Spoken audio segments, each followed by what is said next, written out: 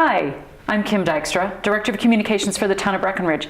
Welcome to the November edition of Breck Buzz, where we go into delve into topics of interest to our community. This time, it is November. It's about that time that people are starting to think about, hey, how am I going to spend some money next year? No, maybe not. But anyway, so we're going to be talking with Brian Waldes, who is our Director of Finance and IT, about the town of Breckenridge's 2017 budget. So, Brian, what is the budget all about for the town of Breckenridge? What is it? Well, for a municipality like Breckenridge, the budget is a legally binding document that has to be approved each year by our town council, and it outlines the spending plan for the town for all 17 of our funds. And if any major changes are going to be made to that document, it actually requires council action to make those changes. So what it represents is the roadmap for the upcoming year.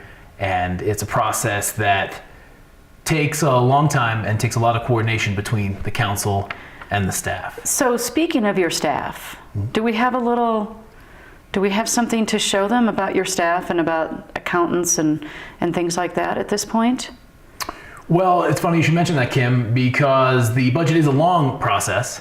And this year, right as we were doing the budget, actually in theaters, is a movie called The Accountant, starring Ben Affleck, which you can see the poster for it here. Actually captures a lot of what goes on behind the scenes quite accurately. It's a little spooky how close that movie really gets to what's behind the scenes in creating the budget. For example, here in the second slide, you can see what it's like to pour over spreadsheets and to write on a really cool glass wall that we don't actually have in Breckenridge, but they had in the movie, and it actually figures pretty, I'm not gonna spoil it, but it figures pretty big in the movie, the glass wall.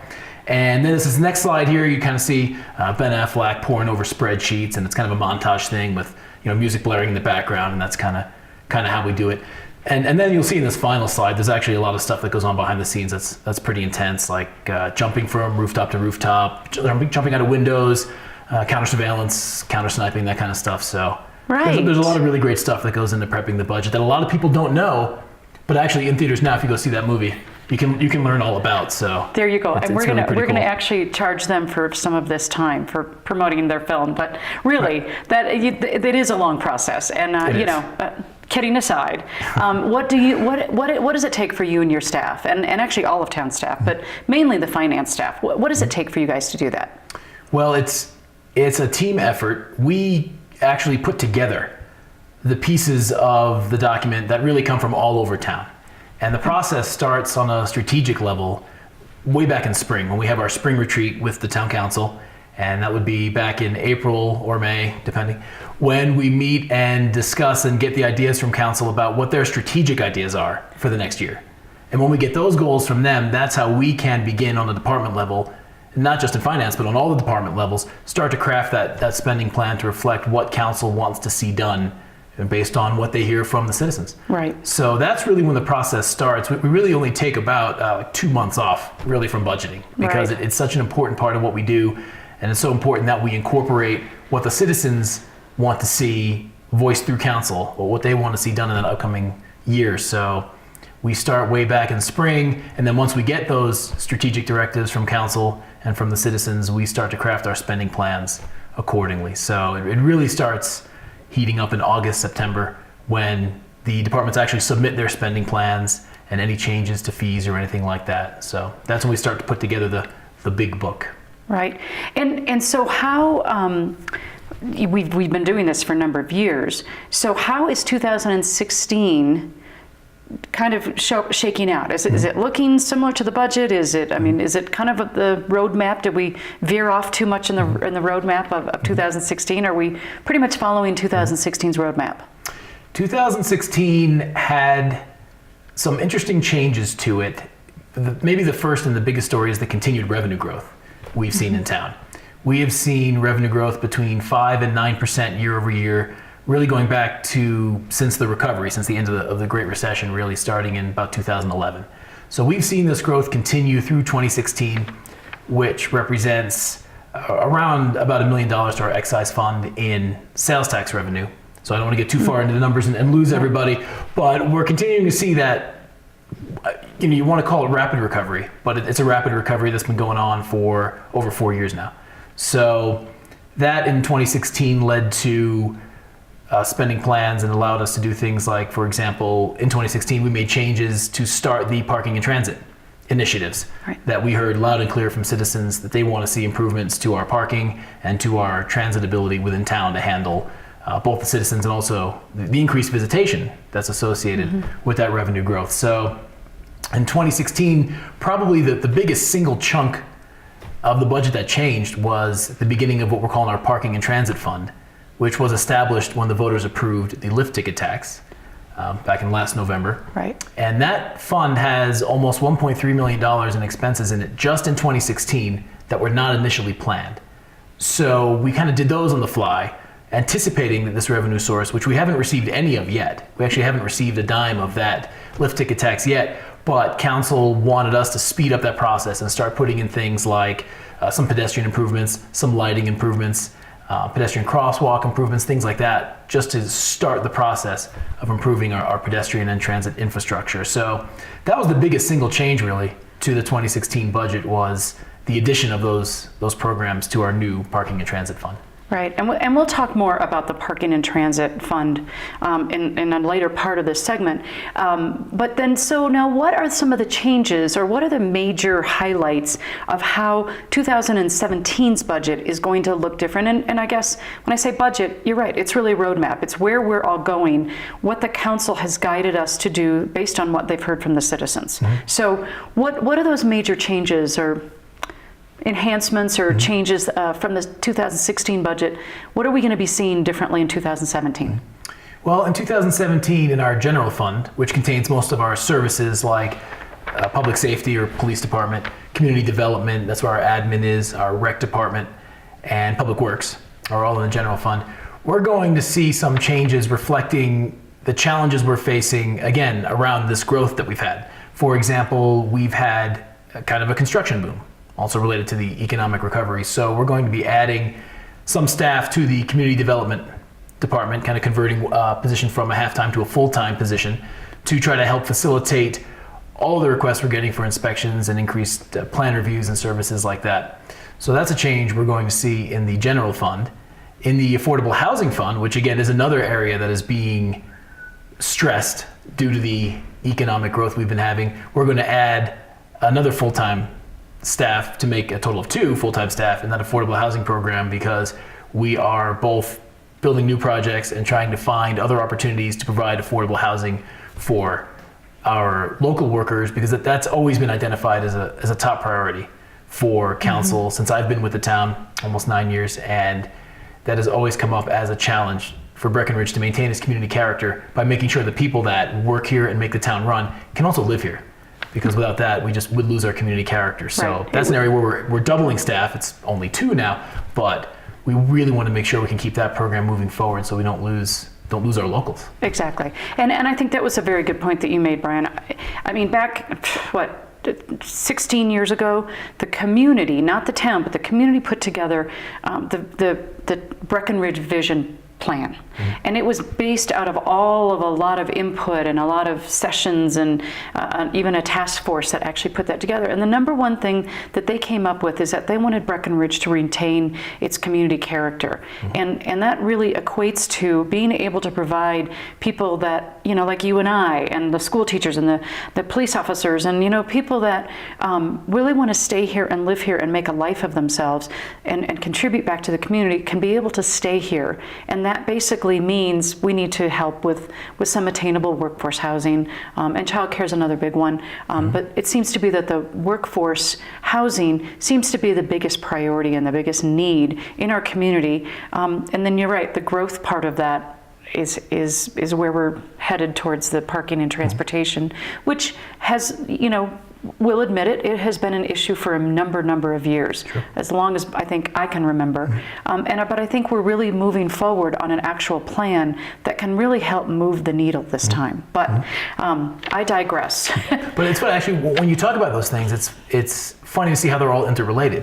Because when you talk about affordable housing, you talk about parking and transit. Well, if everybody has to live down valley or over the pass, then they'll have to drive in every day. So the problems are really connected, where if you can't have your locals living there, you're losing your community character. Not only that, but then they also drive in every morning, and you're compounding your parking and transit problem now.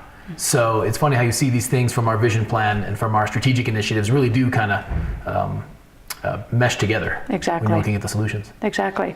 So there are a number of what I think you would say key funds that I know you'd mentioned there are about 17 different funds that the town that you manage and that you put together. But what are some of the key ones? Well, like I mentioned, the general fund is really where our services, what you would picture as your government services, are located. Things like plowing the roads, our police officers, our engineers and plan reviewers, so and your accountants are also in the general fund. So let's not forget them. And that's where I don't know if I mentioned your admin, all those kinds of programs are in your general fund. So when you really think of government services, your typical stuff, again, filling the potholes and patrolling the streets, things of that nature, that's in your general fund. And we've talked about some of those changes, but when you look at our fund structure, you'll see some of the things that are peculiar really to our town really come through in what our fund structure is. For example, like we just talked about, we have an affordable housing fund. That's not maybe a fund you would have in a municipality, maybe in another part of the country. We also have the child care fund, which you mentioned briefly. And that fund is there to help subsidize child care tuition for local families that have that need and who live and work in the area. And that fund actually, there's a little change there for 2017 as well, because what we've been doing is transferring money in from another fund that's probably a little peculiar to Breckenridge, which is our marijuana fund. Definitely a fund you're not going to find in most municipalities across our country. Although after Outside November, yes. Yes. California and I think Oregon and some other states might have marijuana funds too. But we've had ours for a while, and what we've been using that for is transferring the excess fund balance from the marijuana fund after we do things like pay for our contribution to the county detox service. Also a lot of lawyer time in there because there's a lot of legal issues as you might imagine. Right. A lot of staff time spent on licensing and things like that. After we cover those expenses with the marijuana sales tax or excise tax revenue, then we've been transferring the excess there to the child care fund. So in 2017, since there's been this upswing in the marijuana revenue activity. We don't know why it kind of dipped down in 2016. We thought for a while there, okay, maybe the thrill is gone and it's not that big a deal anymore. And then it swung right back up. So we're actually going to exceed our budget and transfer over $500,000 from the 2017 marijuana fund balance into the child care fund. So that's going to be a change that we saw in 2016 as well, with some increased activity there. So and just to be clear, those are really scholarships that go to folks. It's based on some calculations as to what their income is and then how much of their percentage is going towards child care. And again, it's to be able to keep that community character in our community, to be able to afford those types of things. So anyway, and then there's the general fund you've talked a lot about. So then we also have another major one, I would say, is what we call our CIP, and that would be our capital improvement projects. And I know that there's always lots on the list that everybody wants to get done, and and then when they see us constructing it, then maybe we don't want to have so much construction. But really, those are improvements that are actually made for long-term development into our community. Again, community character. What are some of the highlights for 2017 that people are going to be able to see in the CIP for 2017? Well, in the upcoming year, really our CIP plan, our capital improvements plan, has really gone kind of gangbusters. And a lot of it was related to our new parking and transit fund, which is going to have a lot of those capital projects in there. It's all part of our CIP plan, but some of them are in general fund and some are in the parking and transit fund. Golf also has some, and the water fund also.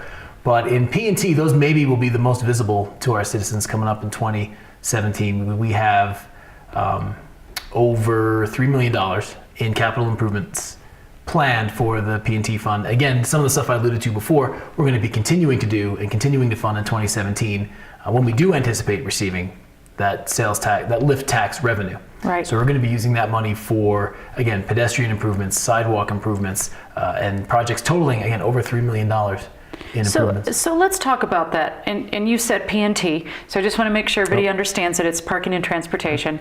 We're going to use that a lot, P&T, over the next few years, because it really is a vital and important issue that we're all dealing with. The traffic congestion has really led to a real challenge in our community. And so by putting this parking and transportation fund together, let's dispel some rumors out there. Sure. In terms of, we call it a lift ticket tax. I think it's been one that's been worked on over and over and over, and including the citizen initiative years ago that the council kind of talked them down on and said, you know what, let's be sure that we have a plan together and what we want to use those dollars for, rather than just go out and have a lift ticket tax for whatever. I think parking and transportation, from what we've seen from other communities, is that's where it makes the most sense to put that lift ticket tax, because it's really kind of trying to take care of the increase of lift tickets, then increase in transportation and congestion and those types of things. So the parking and transportation, commonly known as P&T, what will that be next year, and why are we spending town dollars for this? And when do we start to see actual income coming in from the lift ticket tax? Sure. Well, to explain the Parking and Transit Fund in general, it was actually created as part of the ballot that was approved by the Breckenridge voters in last November. So when they approved the lift ticket tax, part of that ballot language actually created the Parking and Transit Fund and mandated that any money received from a lift ticket tax go into that fund and be used not for general purposes of the town, but be used specifically to improve parking and transit infrastructure. That also includes pedestrian infrastructure, again, things like sidewalks, lighting, and things of that nature. So that is how the Parking and Transit Fund came to be. It's our 17th fund, so that's how we got up to 17 funds this year. And the lift ticket tax itself, as it was put in place, was actually the result of a collaboration between Vail Resorts, or Breckenridge Ski Area, and the town. And they came to an agreement about what form the lift ticket tax itself would take. And also there's an ancillary agreement with the ski area that the amount of revenue would essentially be backstopped or guaranteed at, beginning in 2017, at $3.5 million. So that was how we knew what the funding level would be. That's how we created the Parking and Transit Fund. The $3.5 million is guaranteed each year as our base level of funding, but also includes a consumer price index escalator for each year, which cannot exceed 4%. It gets a little complicated after a while. Right, exactly. That's so the main funding source there. Okay. But then for 2017, what we're doing is we're moving our transit and our parking management services from the general fund into the Parking and Transit Fund. So really what we're creating in 2017 is this all-encompassing kind of one-stop shop for all of our transit and parking management plans that we're going to establish going forward. As I mentioned a little bit earlier, we actually aren't waiting for that first check from the ski area, functionally, the first $3.5 million, to get started. We've put over $1.2 million into the 2016 budget out of existing town funds to get started on these projects, so we're not waiting till next year to get started. And again, those things are going to include what our consultants have told us are the things to start with, which is what they're calling the low-hanging fruit. Things like encouraging people to get out of their cars, increase the transit service so that people aren't getting in their car and maybe moving from the south end of town 3 blocks north. Because the research indicated that a lot of the traffic we're seeing is just people looking for parking spots, just moving from one parking spot to another. And maybe as a local, you know how to get from the Riverwalk Center parking lot to Main Street. But as they showed us, that they really gave us a fresh set of eyes on town and realized, when you're in the Riverwalk parking lot, you don't really know. You're just a block away from Main Street. It can be pretty dark over there, so we want to work on things like lighting and making a nice connection to town so that people don't feel the need to move their car as much. And those are the things we're addressing already here in 2016. And then when we get into 2017, we're going to be looking at increased transit services, some of which have already taken place in 2016. But we've added a lot of services and new drivers and some more equipment, some more buses. We've got the Breckenridge trolley that everybody loves. It rings the bell. It's going up and down Main Street, and we put that in place in 2016, obviously, so people have already seen that result. So there's a lot going on in the Parking and Transit Fund, including parking management on Main Street, and then the capital projects that we've been talking about. So the new P&T fund is going to be big. It has that as a revenue source, that $3.5 million that escalates each year, but also gets a big transfer approaching $3 million from our general fund, basically.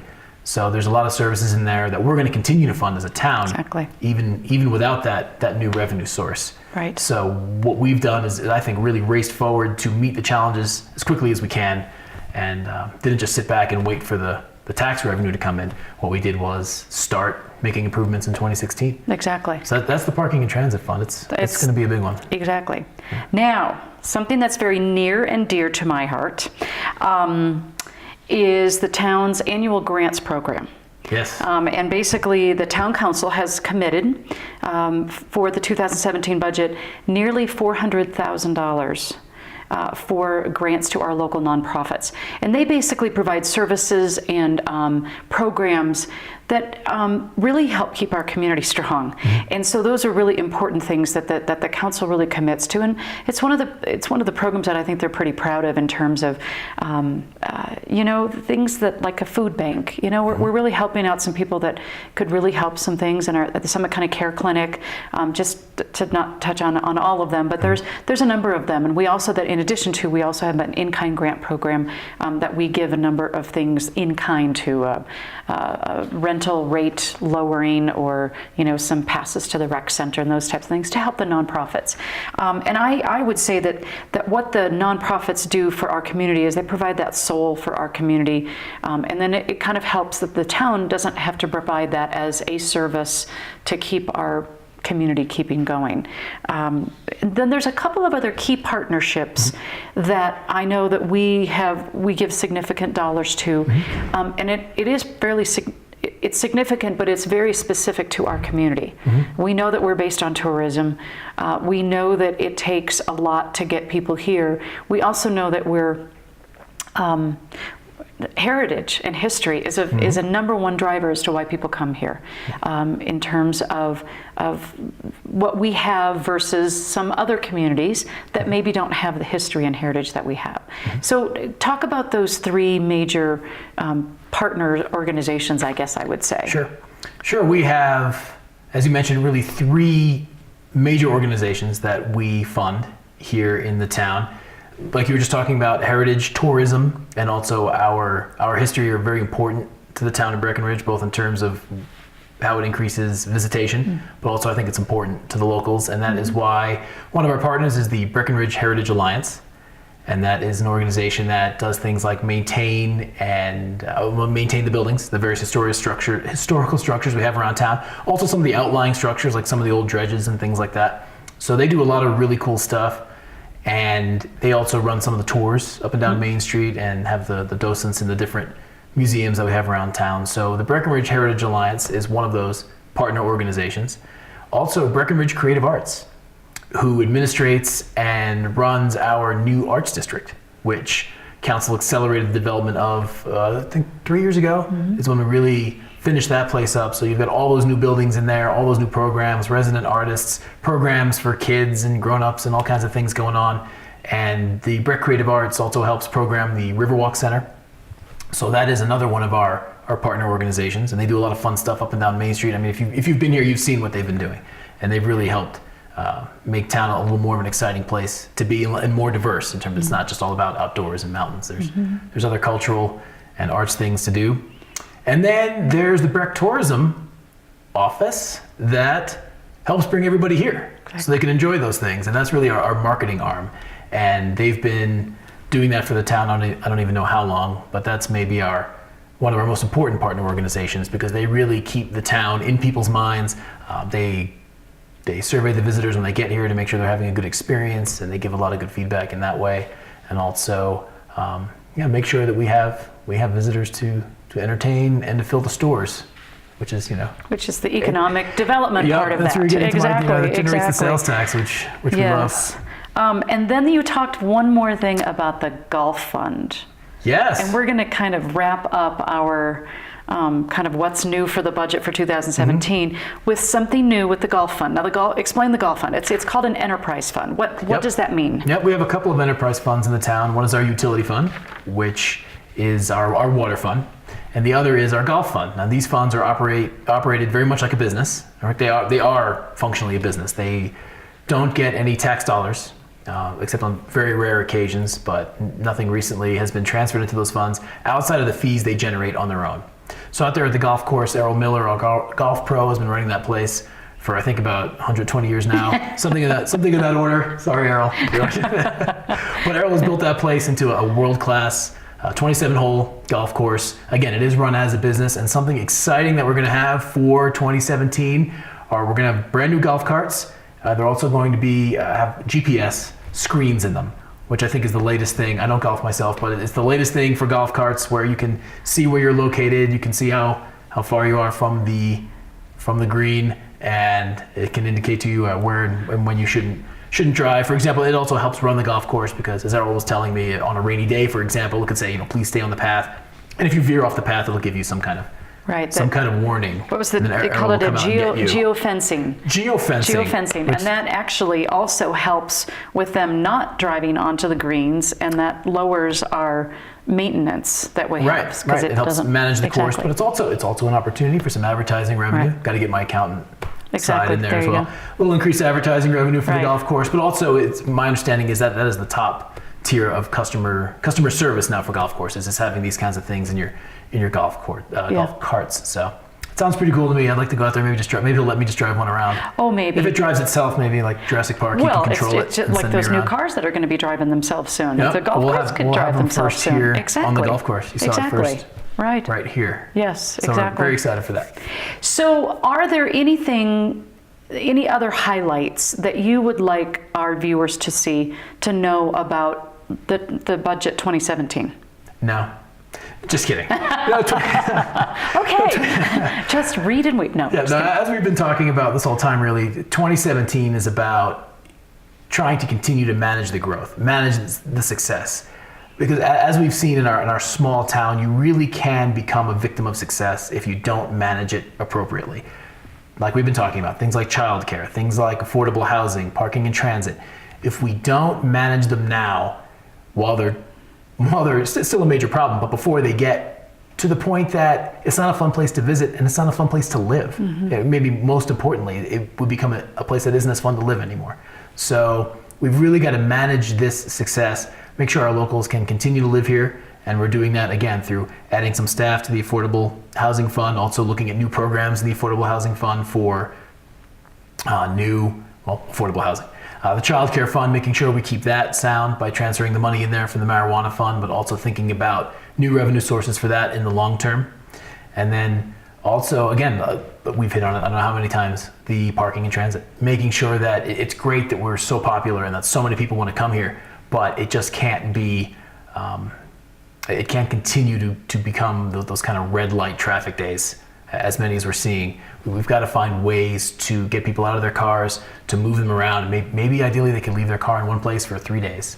And we are contemplating long term. As it's been a touchy topic. We are looking at some kind of parking structure, some kind of new parking reservoir in the future. But we want to make sure we do it right, and that we're doing it in conjunction with these other services because once you put that thing in place, if you didn't do it right, that would be maybe the worst possible outcome. Exactly. So council and staff right now are looking at that very carefully, but following the advice of our consultants as well, and making sure we do the low-hanging fruit first, and then determine where's the best spot, what's the right size for this kind of structure. So. Yeah, and you say low-hanging fruit. I mean, it's really taking the things that we have control over right now, which is the walking, the increased transit. It's getting that kind of dialed in first before we really know where and how big a parking structure needs to be. I think you're right. I think a parking structure is inevitable. We want to make sure we get it in the right place. We want to make sure we get it the right size. We just want to make sure that it goes properly. And I have heard from many citizens that they are thankful that the council's taking their time and doing the low-hanging fruit first. So anyway, wrapping up the budget, there are 2 public hearings that the town citizens or anybody can come and look at it. First of all, it is the draft or the proposed budget will be on the town's website as of, it will be there. It's there right now. Yep. It's there It's right there. now. There's a link to it right It's from there our right front now. page. Exactly. It's great reading. It's very fun reading. I've read it. You've read it. I've read You've it. read it. Most of it. Yeah, There's certain good. parts you don't know. Well, because I had to have time to go to see the movies. No. And so the proposed budget is on our website for people to look through, peruse through. We really pride ourselves to make that a document that is something that people can really appreciate and enjoy, and well, maybe not enjoy, but appreciate and can read through you can it. enjoy it. Read through pretty it cool. a little bit more simply.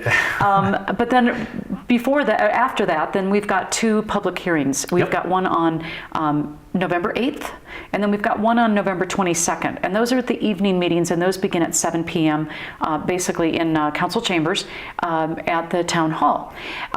It will be adopted, it's on schedule to be adopted on the November 22nd town council meeting, but there will be public hearing for those. So any last parting shots about the budget of 2017? It's just been a great opportunity to talk about it. I really enjoy being involved in this process. It might sound a little boring at times to other people, but it's great to be a part of helping plan the community's future and being part of such a great team. Again, from our mayor to our council members and town staff, really work hard because we live here too. The budget is really where the rubber meets the road. I mean, the council gives us the direction as the staff, and it's our job to put that budget together that actually makes the citizens and the council's actions.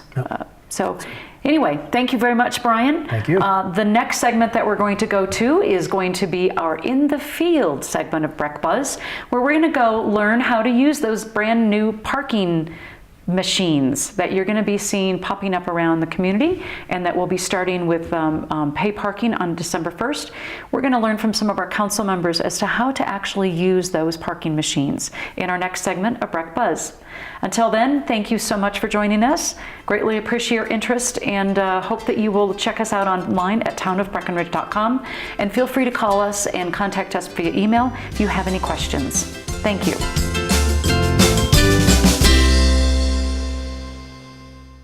Hi, I'm Matthew Collver with the Breckenridge Police Department. And I'm Erin Gigliello on Breckenridge Town Council. And we are talking about parking machines and how to pay for parking in Breckenridge. All right, we have just received our new parking pay stations, and they've been installed in some locations, specifically the F-Lot and the Ice Rink and the Wellington all have these machines already, and they'll be coming to Main Street and Ridge Street and some of the close-in lots here in the next couple weeks. Okay, so let's pretend like I just parked and show me how to use it. So what's the first step? Yeah, first thing you come up, you've never used the machine before, it's a blank screen. Up at the top here, it says press the start button to begin below. When you press the start button, the screen comes on and it'll give you step-by-step directions to walk you through the rest. It asks for your license plate number, so make sure if you don't know your license plate number, you could snap a quick picture of it, so when you come up, you can look at your phone and put it in. I would have to do that too because I just put in a bogus one. All right, and I insert the card. Yeah. Okay, so I have my options here, and say I want to park until 2 o'clock. Yeah. And I use these blue keys to get there, and there it goes. And each time you press, it'll tell you when your time is going to expire and how much it's going to cost you. So if you're like, "Ooh, that's cost too much, I think I'll stay a little less," you can go back an hour, or if you want to stay longer, you can do that, and it'll show you the total. Right, so for today, for me to park until 2 o'clock, it's $2.50. I say okay.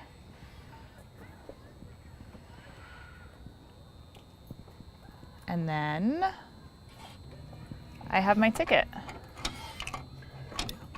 So, So- oh, go ahead. I was going to say this is a receipt. In years past, we've had pay and display in the town. So if you went to a pay machine, you would have to display that on your dashboard. You don't have to do that anymore because we have your license plate number. The enforcement officers will know that you've paid. Right. So you can just take that with you, and it has on there when your time expires. So if you get busy shopping or eating, it can look and check and see And it's right how much there. time you have. Right on. All right, that's pretty easy. It's quick. Now, is credit card the only way that you can pay with this? It is credit card only. So Okay. it's no coins and no cash. It's credit card only. And I've noticed it's solar as well. Exactly. So Very nice. and one of the reasons that it is credit card only is because it cuts down on the mechanics inside the machine, and so that we're able to have solar-powered machines throughout the town. Sounds good. Now, if I've heard about this app Yes. that you can download too. Yeah. Will you show me how to do that too? Absolutely. All right, thanks. And so we're back here now learning about the parking app that people in Breckenridge can use to park. And it seems pretty easy. Matthew, will you walk me through it, please? I will, and I will just say if you plan on going downtown more than once ever in your life, I'd recommend using the app, or you can use the web browser. You don't have to download the app necessarily. It's way easier than using the machines. It's quicker, and there's quite a few benefits, and we'll talk about it as we go, but I would definitely encourage people to use the app. Right on. All right, so the first step is to go to the App Store You have to with, get the with app. any app. Right. And so what is the app called? It's called Passport Parking. Okay, so I'm just going to enter that in. So you may already have this app on Yeah. your phone already because other communities are already using it, Correct. right? Yep. Right, okay. So I go and I download the app and And it's for iPhone or Android, either store. right. So you can use it on any smartphone or your iPad. And so you go to the page, you enter in your information, right, which I was practicing before, so I already have it in there. Right. The first time you use the app or you go to the web browser, it's going to take just a minute or two to put in your initial information. Then after that, from the start to the end of the session, 20 to 30 seconds, and you're done. So you can Right. sit in your car, don't have to get out in the elements, take care of that, and be on your way. And you use a 4-digit PIN number, which I like because instead of entering in your username or password or whatever, you just enter in 4 digits and you're good to go once you have it all set up already. Right. All right, so once I'm there, so I'm all set up in the app and I parked my car and now I want to pay. Right. What do I do? The first thing you have to do is find your zone number, and Okay. we will have signs that look similar to this.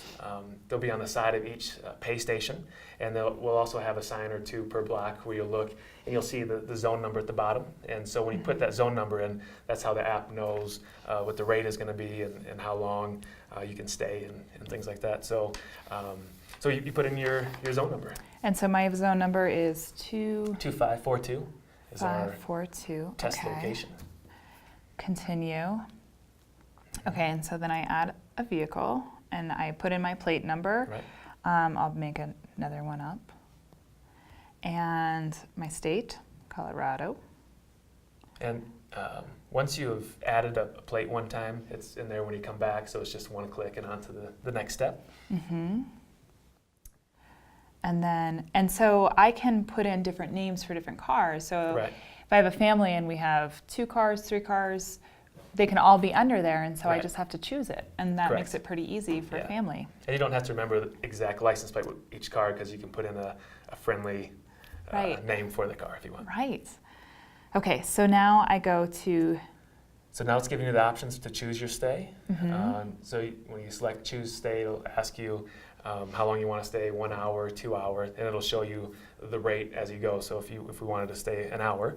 all right, it'll- let's stay an hour, Okay. and I hit next. And then it asks for payment options, and you can use PayPal. If you have a PayPal account, you prefer to do that. You can use credit card and or validation or wallet. So there's 4 different ways. We won't go into all those, but we'll just, for the sake of... Well, let's explain Okay. the validation option Sure. because I think that's important. So if I go to a restaurant or if my employer would like to validate, Sure. how does that work? Validation is, so it can work 2 ways. One, a business, if they want to participate, can give you a validation code ahead of time. So when you start your parking, and maybe it's a code that gives you a free hour, so they take care of an hour of that. Or you've already gone through the step, you've paid, and you go into a business and they want to retroactively validate, we can do that as well. So your session's already started, you go in, there's an option to receive a discount, and you're set.